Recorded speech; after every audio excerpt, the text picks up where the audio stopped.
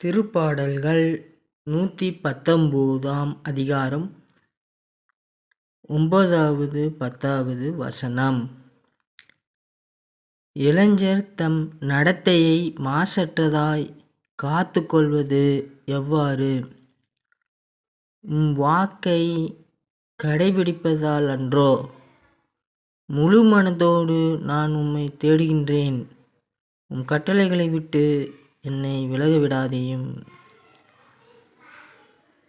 இவ்வாறாக குறிப்பிட்டுள்ள இந்த வார்த்தைகளில் இன்றைய காலகட்டத்திலே இளைஞர் எவ்வாறு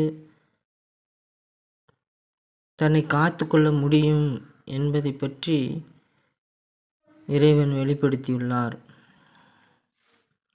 போதை பழக்கங்கள் அதிகமாக உலாவுகிற இக்காலகட்டத்திலே மது அருந்துதல், சிகரெட் பிடிப்பது போன்ற பல போதை பழக்கங்களுக்கு அடிமைகளாகிவிடாமல்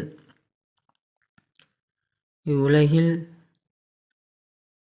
நலமுடன் வாழ இளைஞர்கள், இளம்பெண்கள் எவ்வாறு தங்களை பாதுகாத்து கொள்ள வேண்டும் என்பதை குறிப்பிட்டுள்ளார். அதாவது,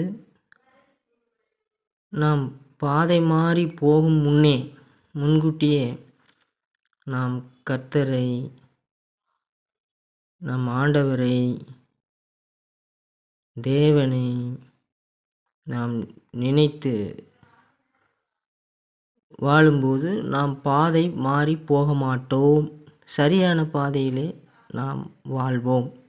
அதைத்தான் இங்கு குறிப்பிட்டுள்ளார். மேலும் சபை உரையாளர் 12ஆம் அதிகாரத்திலும் 1வது வசனத்தில், உன்னை படைத்தவரை உன் இளமை பருவத்தில் மறவாதே.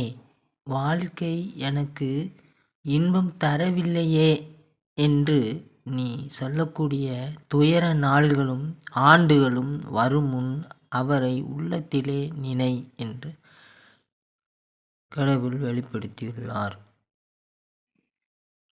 ஆகவே நமக்கு வாழ்க்கையிலே வெறுப்பு வருவதற்கு முன்கூட்டியே நாம் கர்த்தரை, நாம் ஆண்டவரை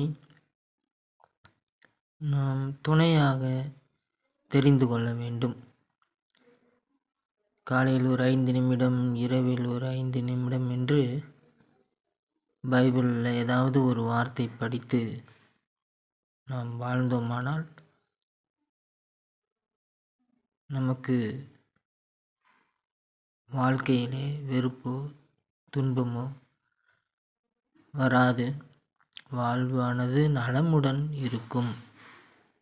ஆண்டவர் நம்மை ஆசீர்வதிப்பாராக. ஆமீன்.